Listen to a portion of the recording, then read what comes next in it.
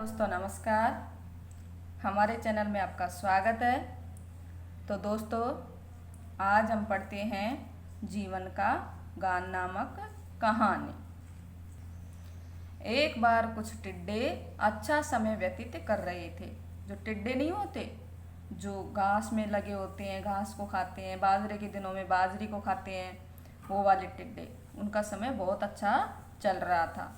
सभी अपने दिन के कार्यों को समाप्त कर चुके थे। जो दिन में काम होता है वो सब कर लिया उन्होंने।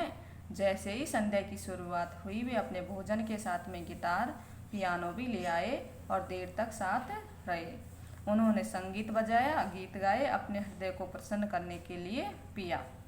उन सभी ने आनंद पूर्वक और शानदार तरीके से संध्या के समय को व्यतीत किया। यानी कि ये जो टिड्डे हैं उनका समय बहुत अच्छा चल रहा था। तो सारे दिन के काम करके जैसे ही संध्या हुई तो वो जो टिड्डे हैं वो भोजन के साथ में गिटार ले आए, ये पियानो ले आया और देर साथ रहे। तो ये भोजन है और ये पीने की सामग्री है इनकी, ये खाने के हैं।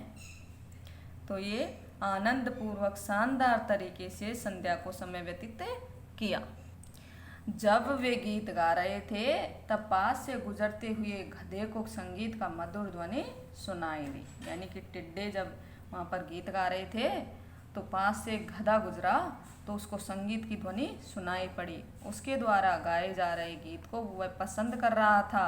गधा उसने एक टिड्डे से कहा, नमस्ते श्रीमान ग्रीन हेड, आप लोगों की आवाज़ बहुत मधुर है। मैं भी आप लोगों जैसा मधुर गीत गाना चाहूँगा। गीत कैसे गाए, कृपया आप मुझे सिखाएंगे? टिड्डे ने उत्तर दिया, जरूर सिखाऊंगा, लेकिन मधुर गीत गाने के लिए तुम्हें ओस की बूंदों को ग्रहण करना होगा।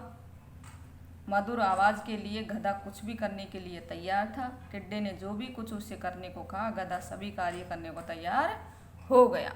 यानी कि ये गधा, ये ग्रीन हेड, तो गधे को इनकी जो गीत गा रहे थे वो पसंद आया।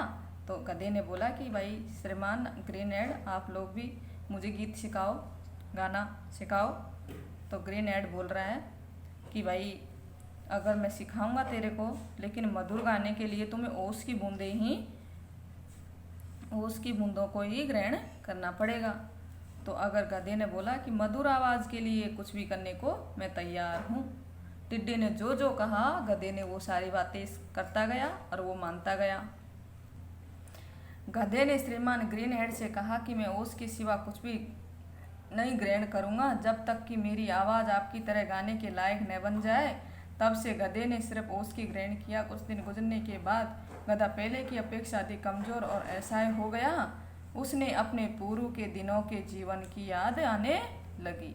यानी कि जैसे जैसे गधा ग्रीन हेड उससे टिड्डा बोलता गया ऐसे ऐसे ही गधा करता गया। तो कुछ दिनों में पता चलता है कि गधे को कि मैं तो बहुत दुबला पतला हो गया, पहले से मैं बहुत कमज़ोर हो गया। और वो पहले वाले दिनों को याद करने लगा। ये गधा यहाँ पे पियानो बजा रहा है और ये ओस की बूंदें चाट रहा है। वह मुर्दे की तरह लेट गया और अनुभव करने लगा कि वह कितना मूर्ख था। यानी कि वो लेट गया और खुद ही सोच रहा है कि मैं कितना मूर्ख था। तब उसने कर्कश आवाज़ में कहा कि मैं जो कुछ भी पहले था मैं बहुत खुश था। यानी कि मैं पहले ही बहुत ज़्यादा खुश था। यद्यपि मेरी आवाज़ कर्कश थी लेकिन मेरा जीवन अच्छा था। तुम क्या हो इसमें कुछ फ़र्क नहीं पड़ता। यह आवाज़ नहीं बल्कि खुशहाली है जो जीवन को मधुर गीत के तरह बनाती है। यानी कि गधा पिछली बातों को याद कर कर के परेशान हो रहा है, चिंतित हो रहा है। वो सोच रहा है पहले वाले दिनों को कि मेरी आवाज़ कर्कश थी लेकिन मैं बहुत खुश था, मेरे जीवन बहुत अच्छा था। तुम क्या हो इस पर कोई फ़र्क नहीं पड़ता। यह आवाज़ नहीं खुशहाली है जो जीवन के मधुर गीत की तरह बनाती है। यानी कि जैसा मनुष्य है वैसा ही रहना चाहिए। अगर हमको दूसरों की होड़ नहीं करनी चाहिए, अगर होड़ करे तो अच्छी बातों के लिए, ये नहीं है कि हमारे प्राण भके रूह उनकी होड़ करते करते निकल जाए। तो बच्चों अगर तुमको ये वीडियो अच्छा लगा हो, ये कहानी अच्छी लगी हो तो लाइक करना और चैनल को सब्सक्राइब कर देना। Okay bye.